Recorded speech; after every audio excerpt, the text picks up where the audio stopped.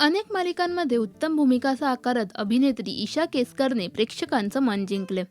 सध्या ईशा स्टार प्रवाहावरील लक्ष्मीच्या पावलांनी या मालिकेत कला ही भूमिका साकारते.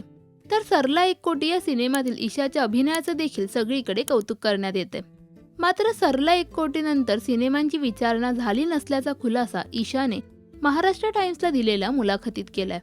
कलाकारानं कितीही चांगलं काम केलं असलं तरी सिनेमानं किती कमाई केली यावरून कलाकाराला काम मिळतं किंवा मिळत नाही.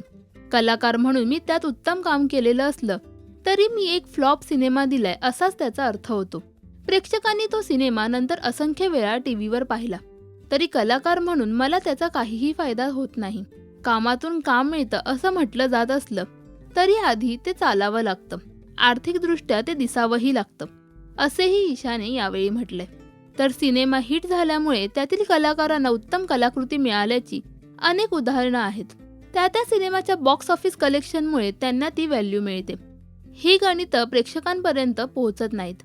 ईशाने एक सिनेमा केल्यानंतर परत सिनेमाच का करत नाहीस, मालिका का करतेस असं मलाही विचारतात. पण मला सिनेमांसाठी विचारलं जात नसेल तर आर्थिकदृष्ट्या स्थिरस्थावर होण्यासाठी मला काहीतरी करावं लागेल ना. त्यासाठी योग्य तो विचार करणं गरजेचं आहे. सरते शेवटी मी कलाकार आहे. माझ्या प्रेक्षकांसाठी मला जे जे करता येईल ते मी करत राहणार. मग त्यासाठी तुम्ही मला सिनेमा, नाटक किंवा मालिका असं कोणत्याही माध्यमासाठी विचारा, असाही खुलासा ईशाने यावेळी केलाय. ईशाची कोणती भूमिका तुम्हाला सर्वात जास्त आवडते हे आम्हाला कमेंट्समध्ये नक्की सांगा.